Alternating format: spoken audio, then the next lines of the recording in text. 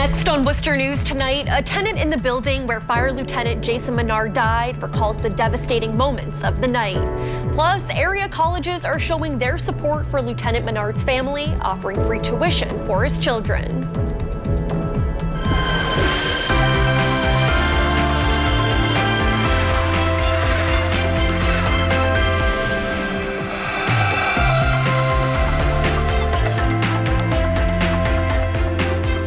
Good evening and thanks for joining us. I'm Olivia Lemon. The images are still fresh in the mind of a Worcester man who lived in the Stockholm Street apartment which caught fire last week. He's trying to put the pieces back together while also coping with the fact Fire Lieutenant Jason Menard died while trying to help his family. Our Cam Jandro has the story.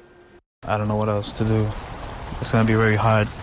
It's a devastating image for Hugo Zayas. The Worcester resident lived in this Stockholm Street apartment before a 4-alarm fire destroyed his home last week.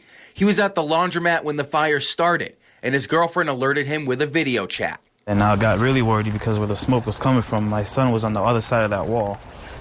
So I told her, get our child and hurry up and get out of there.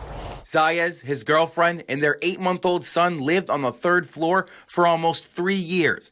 All of them made it out, but tragically, the fire claimed the life of Worcester Fire Lieutenant Jason Menard. To save someone else's life and jump into a fire, it's not an easy task. And I really, really appreciate what you guys do every day. And answer those calls, answer those alarms. Wednesday, Zayas went back to the Stockholm Street 3-decker. He stood out front, lighting a candle for his dog Azul, who passed away during the fire. We'll do anything for the family, always protected the house to the very end.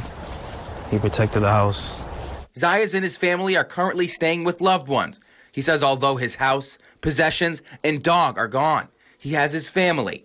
And above all, he wants to thank Lieutenant Menard and the Worcester Fire Department. Very sorry for the firemen's loss. You know, I honor him for doing his job and for all the firemen that were here that day, that they didn't think twice and they just went in there and to save lives, nothing else. Now, Zayas says his girlfriend was released from the hospital earlier this week and his son is doing just fine. He says the next step is to completely rebuild his life because virtually everything they owned burned in this apartment last week. There has been a GoFundMe page set up for the Zayas family. As for the actual cause of the fire, that is still under investigation. We're in Worcester tonight. I'm Cam Jandro, Worcester News Tonight. Central Massachusetts colleges are showing their support for the family of Fire Lieutenant Jason Menard, offering free tuition for his children. The chair of the consortium delivered a letter to the Worcester Fire Chief last week to formalize the offer.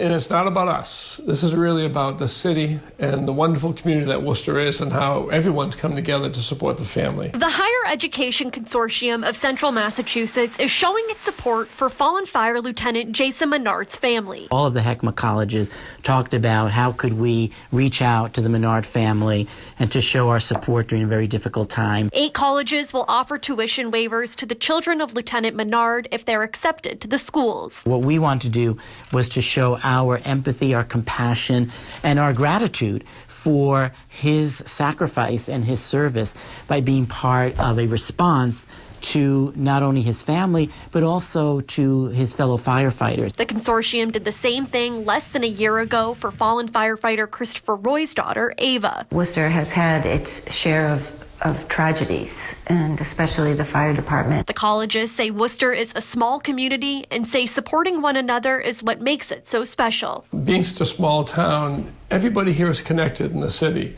And there are members of our staff here who are related to Lieutenant Menard, and there are other members of our staff who had family members that lived in the building. So I think what we've learned in Worcester all the time is that everyone's connected in this community, and it's so critically important for us to come together as a community to support the family.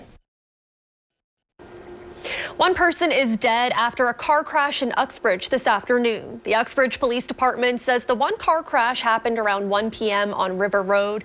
They say the driver hit a tree and a utility pole. The victim is not being identified at this time. The incident is under investigation.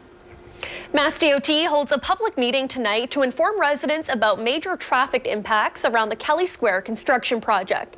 Dozens attended the meeting about what was once the state's most dangerous intersection.